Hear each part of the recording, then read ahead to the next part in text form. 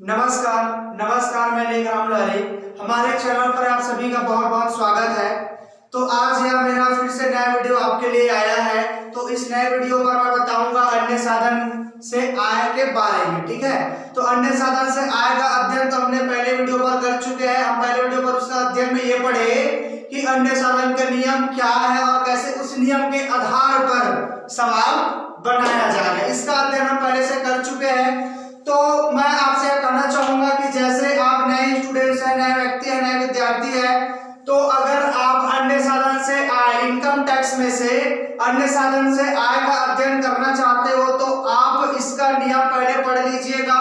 इसका नियम पहले वीडियो पर बता दिया गया है। तो जो भी विद्यार्थी अन्य साधन से आय का नियम या नोट्स का अध्ययन करना चाहते हैं वो इसके पहले वीडियो पर जाइए। अन्य साधन की आय का फर्स्ट वीडियो डला हुआ है, फर्स्ट पार्ट, आप उसे देखिए। उस नियम को देखने के बाद आपको बहुत ही क्लियर हो जाएगा कि कैसे अन्य साधन की आय की अध्ययन या उसका गणना किया जाता है। ठीक है जी, तो चलो आते हैं अन्य साधन की आय की गणना के बारे में पढ़ेंगे। अन्य साधन की आय की गणना कैसे करते हैं, उसका जो प्रश्न होता है उसको कैसे हल किया जाता है, उस चीज के बारे में भी अध्ययन किया जाएगा। ठीक है, तो मैं अभी पढ़ाऊंगा अन्य साधन की आय में से एक क्वेश्चन नंबर बताऊंगा मैं, छठवां। इनकम टैक्स में से है, अन्य साधन की आय से पढ़ेंगे, अन्य साधन की आय में से पढ़ेंगे क्वेश्चन नंबर छठवां, जो पेज है 442। जी हाँ, जो विद्यार्थी मेरे को यहाँ पर देख रहे हैं, सुन रहे हैं, वो अपना बुक निकालेंगे इनकम टैक्स का, जिसमें से अन्य साधन से आय को मैं पढ़ा रहा हूँ। क्वेश्चन नंबर है आपका छठवां, पेज नंबर आपका 442। ठीक है जी, तो आए क्वेश्चन में। चलो ठीक, क्वेश्चन में आ जाते हैं। मैं एक बार क्वेश्चन पढ़ देता हूँ, आप ध्यान से सुनिएगा। क्वेश्चन एक बार में से सुन लेंगे तो आपको क्वेश्चन समझ में आ जाएगा, पढ़ने की जरूरत नहीं पड़ेगा, तो आप सीधा क्वेश्चन सॉल्व ही कर लेंगे। ठीक है जी, चलो मैं क्वेश्चन पढ़ देता हूँ। एक निवासी व्यक्ति श्रीमती नीलम तिवारी 31 मार्च 2022 को समाप्त होने वाले वर्ष के लिए अपनी अन्य साधन से आय का अध्ययन के लिए निम्न विवरण प्रस्तुत करती है। तो देखते हैं क्या क्या विवरण प्रस्तुत किया। पहला, उत्तर प्रदेश सरकार से 42,000 रुपए का परिवार पेंशन। उत्तर प्रदेश सरकार से उनको क्या मिला है, परिवार पेंशन मिला है। परिवार पेंशन में कल नोट के माध्यम से आपको बताया था कि परिवार पेंशन क्या है, आपका अन्य साधन का पॉइंट है, उसका लेकर करके ऐसा बोला था। ठीक, उसके बाद आपका उसने एक पुस्तक लिखी, किसने, श्रीमती नीलम तिवारी ने। ठीक है जी, उसने एक पुस्तक लिखी जिससे उसे प्रकाशन से 17,000 रुपए की रॉयल्टी प्राप्त हुई। उसने 3,000 रुपए पुस्तकों, स्टेशनरी एवं टाइपिंग आदि पर गत वर्ष में व्यय किए हैं। ठीक है, तो ध्यान देंगे। आगे है, उसने परीक्षाओं में परीक्षक का काम करने के लिए 1,000 रुपए पारिश्रमिक मिला है। उसने मतलब उसे परीक्षाओं में परीक्षक के रूप में काम करने के लिए क्या मिला है, उसको पारिश्रमिक दिया, वेतन दिया। ठीक है, काम करने के लिए उसको पारिश्रमिक दिया है। उसके बाद है, परीक्षा में परीक्षक के रूप में कार्य करने के लिए 1800 रुपए पारिश्रमिक मिला। उसने 75 रुपए डाक आदि पर परीक्षा के संबंध में व्यय किए, जो विश्वविद्यालय ने उसे पूर्ति करके दे दिए हैं। उसके बाद है आपका, गत वर्ष में उसके ब्याज का लॉकर में 1 लाख रुपए की रोकड़ी मिले, जिसका स्रोत वह नहीं बता सके हैं। मैं कल बताया था कि जिसका स्रोत नहीं बता पाएगा उसे क्या करेंगे, अज्ञात स्रोत मान करके अन्य साधन क्या में लिखा कर देंगे, बोला था। उसके बाद है, इलाहा बैंक में उसके बचत खाते में 800 रुपए ब्याज के जमा हुए। इलाहाबाद बैंक है ना, उसमें बैंक में उसका ब्याज, बैंक के खाते पर ब्याज आया उनका 800। तो मैं बताया हूं, कोई भी बैंक है, बैंक का ब्याज 10,000 रुपए तक क्या होता है, सकल नहीं बनता। 10,000 रुपए से अधिक होता तो सकल बनता है, ये नियम है। ठीक है, जो विद्यार्थी यहाँ पर नए बैठे हैं वो नियम नहीं जानते हैं, तो नियम को जानने के लिए हमारा इस टॉपिक का, अन्य साधन से आय के टॉपिक का पहला वीडियो देखिए, उसमें से नियम पूरा क्लियर हो जाएगा। भैया आप नियम एक बार देखें तो अपने से क्वेश्चन मस्त टकाटक तरीके से बना लोगे। ठीक है, उसके बाद आगे बोलते हैं, इसमें कर निर्धारण वर्ष 2022-23 के लिए उनकी अन्य साधनों से कर योग्य आय की गणना कीजिए। ठीक है जी, इसमें क्या करेंगे, कर योग्य आय की गणना करेंगे, किसका, अन्य साधन का। जी हाँ, आपने बिल्कुल सही सुना, अन्य साधन से कर योग्य आय की गणना किया जाएगा। तो अन्य साधन से कर योग्य आय की गणना करेंगे। तो चलो आते हैं। तो आने से पहले मैं ये बोलना चाहूंगा कि अब हमारा क्वेश्चन बनना स्टार्ट होगा। तो क्वेश्चन हम बनाएंगे, सभी विद्यार्थी ध्यान से देखिए वीडियो को, जरा भी स्किप नहीं करेंगे, बिल्कुल भी मत करना, वीडियो को काट काट कर मत देखना, कंटिन्यू देखना। उसके साथ साथ आप अगर नए विद्यार्थी हैं तो हमारे चैनल पे जाइए, हमारे चैनल को सब्सक्राइब कीजिए, बेल आइकन को प्रेस कीजिए, ताकि प्रतिदिन आपको मस्त पॉपुलर तरीके से, बेहतरीन तरीके से पढ़ाया हुआ पढ़ाई का वीडियो मिलते रहे। ठीक है, तो सीधे सवाल पे आते हैं। चलो सवाल पे आ जाते हैं, ध्यान से देखिएगा, सवाल मस्त बहुत अच्छे तरीके से बताया जाएगा। चलो सवाल में आ जाते हैं। हमको क्या करना है, अन्य साधन की आय की गणना करना है। ठीक है, तो सबसे पहले अन्य साधन की आय की गणना करेंगे। तो सबसे पहले जिसका नाम है उसका नाम है, जैसे इसमें क्या है, नीलम तिवारी है।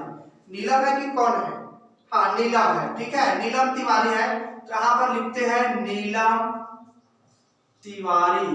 ठीक है, नीलम तिवारी क्या कर रहे हैं, अन्य साधन की आय की गणना। तो यहाँ पर लिखो अन्य साधन से कर योग्य आय की गणना, ऐसा लिखना पड़ेगा। ठीक है, किस वर्ष का बना रहे हैं, कर निर्धारण वर्ष 2022-23 को समाप्त। जिस वर्ष के लिए बना रहे हैं उस वर्ष को हमको ऐसी लिखना पड़ता है भैया। ठीक है, तो हमने लिख दिया ये ऐसा। अब स्टार्ट करते हैं क्वेश्चन बनाना। तो क्वेश्चन बनाना स्टार्ट करेंगे। तो चलो ये हो जाएगा हमारा कॉलम। ठीक है, ये हमारा क्या है, कॉलम है। ये हो जाएगा आपका विवरण के लिए, ये विवरण, और ये हो जाएगा आपका राशि। ठीक है जी, अब स्टार्ट करें। नीलम तिवारी का बना रहे हैं, अन्य साधन से आय की गणना करें, तो लिखेंगे नीलम तिवारी। उसके बाद लिख देंगे अन्य साधन से कर योग्य आय की गणना। उसके बाद लिखेंगे कर निर्धारण वर्ष 2022-23 को समाप्त वर्ष के लिए, ऐसा लिख देंगे। ठीक है, अब क्वेश्चन में आते हैं। पहला पॉइंट है आपका, उत्तर प्रदेश सरकार से 42,000 रुपए की परिवार पेंशन। क्या मिला इसको, पेंशन, परिवार पेंशन है। तो मैं पहले ही बता रहा हूं परिवार पेंशन क्या है, अन्य साधन का पॉइंट है, इसका पॉइंट मतलब इसमें उसका लेखा किया जाएगा। तो यहां पर लिखेंगे परिवार पेंशन, परिवार पेंशन। ठीक है, परिवार पेंशन कितने का मिला है, 42,000 रुपए का। कितने का मिला है, 42,000। अन्य साधन का में आ जाएगा कितने का, परिवार पेंशन 42,000। अब इसमें कटौती करेंगे, लेस कर देंगे, कटौती देना है, कटौती। इसमें कटौती मिलता है भैया, क्या करते हैं इसमें कटौती देते हैं। मैं कल वीडियो पर भी बताया था। ठीक है, फर्स्ट क्लास में बताया था मैं, अभी और देख लेते हैं। जैसे यहाँ पर नोट्स टू अकाउंट में आएंगे, नोट्स टू अकाउंट एनटीए। ठीक है, नोट्स टू अकाउंट एनटीए में आएंगे। तो सबसे पहले हमारा परिवार पेंशन है, तो परिवार पेंशन पर ही काम कर लेते हैं। नोट्स टू अकाउंट गणना विधि में परिवार पेंशन, परिवार पेंशन का काम कर रहे। ठीक है, पहले हमको प्राप्त परिवार पेंशन कितना मिला, परिवार पेंशन प्राप्त। ठीक है, परिवार पेंशन प्राप्त, ये परिवार पेंशन प्राप्त जो भी रहेगा उसका क्या करना, हमको परिवार पेंशन प्राप्त कितना मिला, 42,000। तो यहाँ पर लिख देंगे 42,000। और ये जो 42,000 हमको प्राप्त हुए, इसी का हम क्या करेंगे, 1/3 भाग निकालेंगे। 1/3 भाग क्या करेंगे, निकालेंगे। तो निकाल लेंगे, कितना आएगा, ये हो जाएगा 4 एकम और 4 तिया 12। ठीक है, सॉरी 3 है यार, 3 एकम और 3 चौक 12, ऐसा आएगा। कितना आ जाएगा आपका, 14,000 रुपए ये आ जाएगा। कितना आ जाएगा, 14,000 रुपए परिवार पेंशन आ जाएंगे। ठीक है जी, यहाँ पर हमारा परिवार पेंशन 42,000 प्राप्त हुआ है। उसी प्राप्त परिवार पेंशन का 1/3 भाग निकालेंगे। तो 1/3 भाग निकालने में 42,000 का 1/3 भाग निकालने कितना आएगा, 14,000 रुपए आ जाएगा। ठीक है, तो 14,000 रुपए आ जाएंगे। अब 14,000 और तथा करना कितने का, 15,000 रुपए का। ये दोनों में जो कम है उसी को क्या करना है, यहाँ पर कटौती देना है।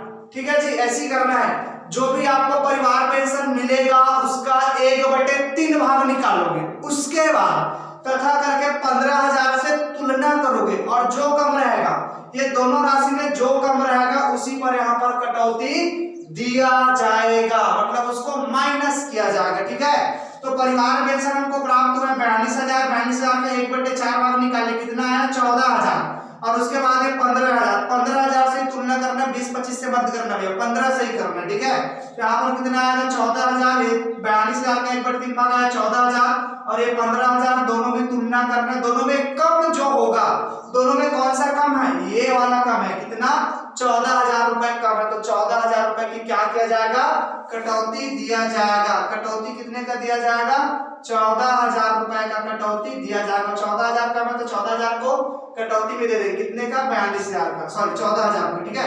तो 42 में 14 घटाएंगे, घटा दो 42 में 14, 60 का 42,000 में माइनस कर दो 14,000, ठीक, कितना आएगा आपका, ये आएगा आपका 28,000, कितना आ जाएंगे 28,000। तो हमारा शुद्ध परिवार पेंशन से आया कितना मिला, 28,000 रुपए मिला। 14 में सॉरी 42 में 14 को घटाएंगे, लेस कर कितना आ जाएगा आपका 28,000 रुपए आ जाएगा, ठीक। उसके बाद है अगला पॉइंट देखते हैं। उसने एक पुस्तक लिखी है जिससे उसे प्रकाशन से 17,000 रुपए की रॉयल्टी प्राप्त हुई है। रॉयल्टी मतलब अधिकार शुल्क, पुस्तक लिखने से उसको क्या मिला, रॉयल्टी अधिकार शुल्क मिला है। तो ये क्या है, अन्य साधन का पॉइंट है, लिखो दूसरा अधिकार शुल्क, अधिकार शुल्क या कह सकते हो रॉयल्टी, अधिकार शुल्क रॉयल्टी, ठीक है। अधिकार शुल्क रॉयल्टी कितने का मिला इसको जी, इसको रॉयल्टी कितने का मिला 17,000, तो यहाँ पर लिखेंगे 17,000। अब इसी में इन्होंने क्या किया, कटौती दिया है, यहाँ पे लिख दो 17,000, ठीक है। इसी में इन्होंने क्या किया, कटौती दिया है, तो कटौती का मान कर रहे, देखो उन्होंने बोला है रॉयल्टी, इसमें बोला है उसने एक पुस्तक लिखी है, उनसे उसको प्रकाशन से 17,000 रुपए की रॉयल्टी प्राप्त हुई, यहाँ तक तो ठीक है। उसने 3,000 रुपए पुस्तक, स्टेशनरी एवं टाइपिंग आदि के गत वर्ष में व्यय किए हैं। तो मैं कल एक नियम बताया था, किसी आय को प्राप्त करने के लिए, किसी आय को प्राप्त करने के लिए अगर कोई खर्चा हो जाता है तो उस पर कटौती दिया जाता है, ये मैं बोला था भैया, ठीक है। 2 नंबर को छोड़कर जितने भी आपका 2 नंबर का काम है, लॉटरी, जुआ, ताश, सट्टे, ये सब को छोड़कर किसी आय को प्राप्त करने के लिए अगर कोई खर्चा करेगा, कोई अपने जेब से पैसा देगा तो उस पर कटौती प्राप्त होंगे, उस पर कटौती दिया जाएगा। जैसे उसमें कटौती दिया था ना 14,000 का, वैसे इसमें भी कटौती दिया जाएगा। क्लियर है, ठीक। तो यहाँ पर क्या किया है, उसने पुस्तक लिखा है, 17,000 रुपए का रॉयल्टी अधिकार शुल्क से प्राप्त हुआ है, जिसको प्राप्त करने के लिए मतलब ये 17,000 की रॉयल्टी के लिए, 17,000 की रॉयल्टी पुस्तक प्रकाशन प्राप्त के लिए उन्होंने 3,000 रुपए का क्या किया है, पुस्तक पर, स्टेशनरी पर खर्चा किए हैं, वह उस पर क्या करेंगे, स्वीकृत कटौती दे देंगे। तो लेस कर देंगे, इस पर कटौती दिया जाएगा, लेस करो कटौती। कटौती किसका, यहाँ पर बताओ, पुस्तक का है, पुस्तक का है, स्टेशनरी का है और आदि लिख दो, ठीक है। स्पेस कम है तो आदि लिख दो, आदि व्यय लिख दो, ऐसा। आदि व्यय का कितना दिया, 3,000 रुपए दिया है, तो 17 में 3 घटाएंगे, कितना बच जाएगा आपका 14,000 रुपए, ठीक है। ये 17,000 में 3 घटाएंगे, आ जाएगा 14,000। उसके बाद आगे है, आगे बोला जा रहा है उसने परीक्षाओं में परीक्षक का काम करने के लिए, सॉरी उसे परीक्षाओं में परीक्षक का काम करने के लिए 1,000 रुपए मासिक, मासिक नहीं है, पारिश्रमिक मिला है।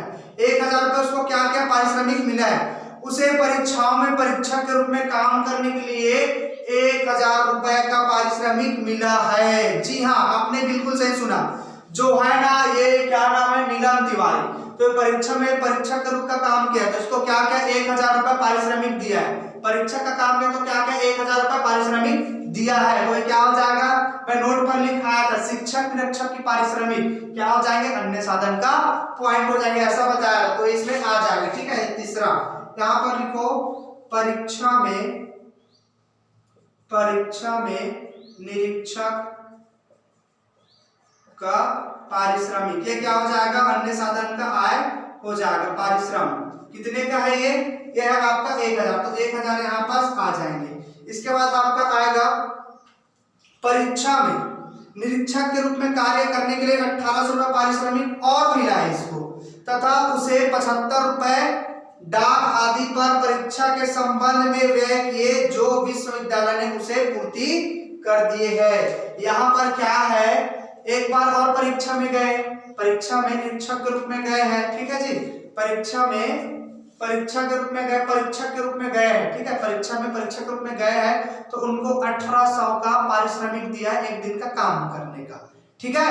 एक दिन का काम करने का 1800 का पारिश्रमिक मिला, तो जब मिला तो उसने अपने जेब से कुछ खर्चा किया है, अपने जेब से कुछ पैसों का खर्चा किया है। कितने रुपए का? 75 रुपए का। 75 रुपए क्या खर्चा किया? डाक में पेपर जो कलेक्ट किया उनके बच्चों का, उसको पेपर में पैक करके पोस्ट ऑफिस के माध्यम से भेजे होंगे।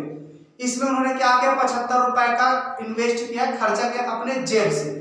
तो ये जो 75 रुपए का खर्चा किया ना, उस पैसे का भुगतान विश्वविद्यालय तुरंत उसके खाते में ट्रांसफर कर दे, उसको दे दिया। तो इसको दे दिया तो दोबारा देना पड़ेगा क्या? नहीं देना पड़ेगा। क्यों? क्योंकि उसको तो उनका पैसा मिल गया जी, है ना। उन्होंने क्या किया? परीक्षा में परीक्षा के रूप के काम किए, उनको पारिश्रमिक मिला। अब मिलने के बाद उसने अपने 75 रुपए अपने जेब से भरे।